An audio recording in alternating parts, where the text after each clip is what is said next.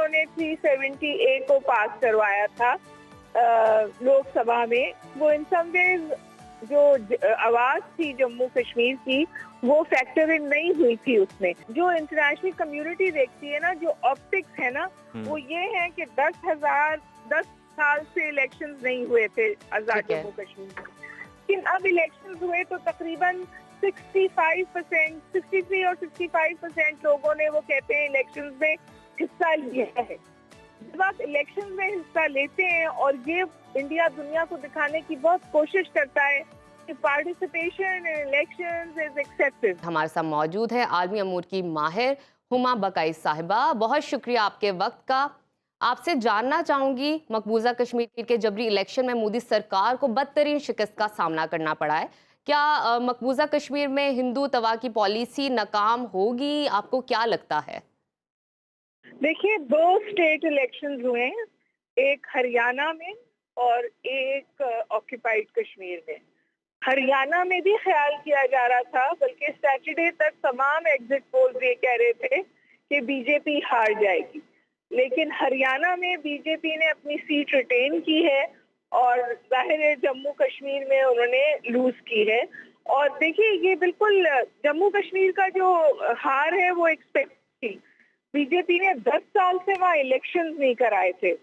370A के बाद पहला इलेक्शन है और ये कैटेगोरिकल रिजेक्शन है बीजेपी पॉलिसीज की। आपने गवर्नर रूल का जिक्र किया, गवर्नर रूल के तहत ही उन्होंने 370A को पास करवाया था लोकसभा में। वो इन सम वेज जो आवाज थी जम्मू कश्मीर की वो फैक्टर इन नहीं हुई थी उसमें, तो ये चोर दरवाजे से उन्होंने पास करवाया हुआ था। फिर वो खैर कोर्ट में भी चैलेंज हुआ, लेकिन क्योंकि जो कोर्ट्स हैं वो भी बहुत बीजेपी के लगाए हुए जजेस हैं, सेशनलाइजेशन ऑफ जुडिशरी है, तो वो कोर्ट्स ने उसको वैलिडेट नहीं किया। लेकिन मैं एक गुजारिश आपसे यहाँ जरूर करना चाहूंगी, और वो ये कि ये समझना कि कांग्रेस का आना किसी तौर भी रिवर्सल होगी 370 की, वो मैं नहीं समझती, क्योंकि अपनी पूरी इलेक्शन कैंपेन में उन्होंने राइट्स की तो बात की है, लेकिन इसकी रिवर्सल की कहीं बात नहीं की है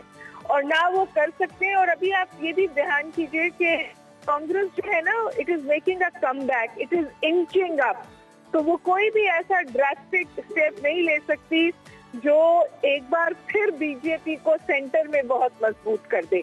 तो मैं समझती हूँ कि it is a win for the Congress और बीजेपी की हार है, लेकिन क्या जम्मू और कश्मीर के लिए हम बहुत आसानियां देख रहे हैं ऑक्यूपाइड जम्मू एंड कश्मीर के लिए?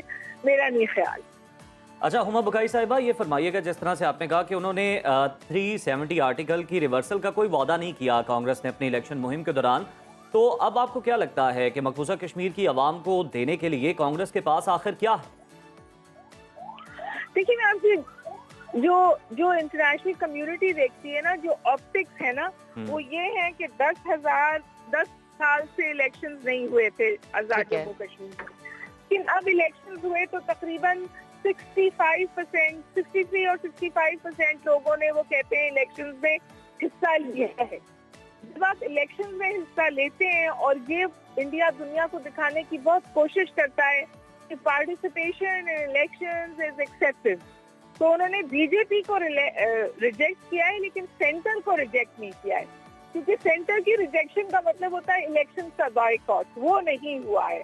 तो मैं समझती हूँ कि बहुत मुश्किल है इस वक्त जो ग्राउंड पे रियलिटी है, 370 की रिवर्सल इंडिया के अंदर से तो नहीं हो सकती है, कोई और चीज हो जाए, रेजोल्यूशन से अमल हो जाए। लेकिन आप देख रहे हैं कि यूनाइटेड नेशंस उस वक्त कितनी कमजोर है, और जो कुछ बेंजामिन नेतन्याहू ने किया है गजा के साथ, इसने तो इम्बोल्डन कर दिया है इंडिया को।